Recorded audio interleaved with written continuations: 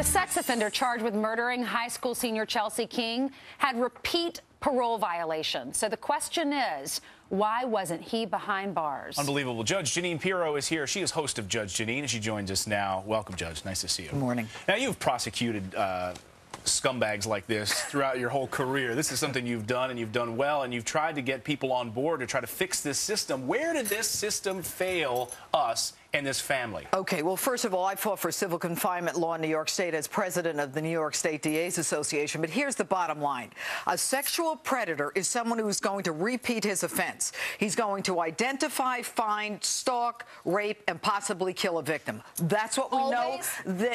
I'm sorry? Always? That happens all the time? No. But they are reoffenders. These are the kinds of people who will continue to reoffend and commit their crimes. This guy individually in California was known as a high-risk offender. In fact, when they sentenced him for the crime against a 13-year-old, they said this guy is unstable, he's at high risk of reoffending, and the community is in danger. He comes out, first of all, they give him a low sentence in California, 6 years. He comes out and on parole, 7 opportunities to throw him back into prison, and they don't. And what's outrageous about what happened in California is that the head of corrections and rehabilitation, which is an oxymoron in Gardner's case, says these incidents did not merit prison. Are you kidding?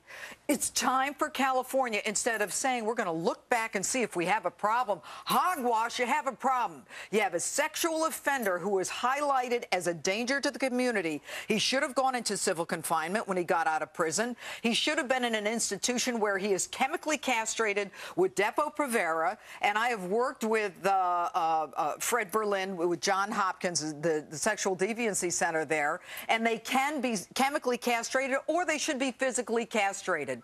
If parole is not in a position, and we know from the Philip Garrido case and the J.C. Lee DeGard, where she was in the backyard for 18 years, impregnated by this pervert, neighbors calling, parole visiting. If California cannot handle these sexual predators and at least take care of the parents who worry about their children, then they should all be fired, and we should get a whole new line of people working there, because people need jobs and they can do these jobs. And the system has failed. I think about her parents.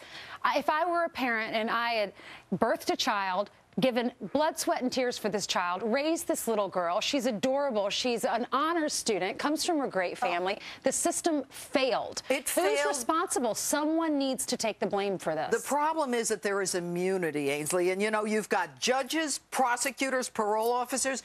This guy was living 500 feet from a daycare center. And you know what parole said? The parole administrator said he is in compliance. They actually review the case. They allow him to stay there because his lease isn't up. Then he stays there another 13 months, and they have the unmitigated gall to say to the public, after the guy's charged with murdering a 17-year-old, he's a suspect in another rape and murder of a 14-year-old, they say, well, you know, this isn't the kind of thing we send them back to prison for. What? Yeah, if they had these infractions, he says, our prisons would be overrun. Unbelievable story. Judge Jeanine Pirro, always great to see you.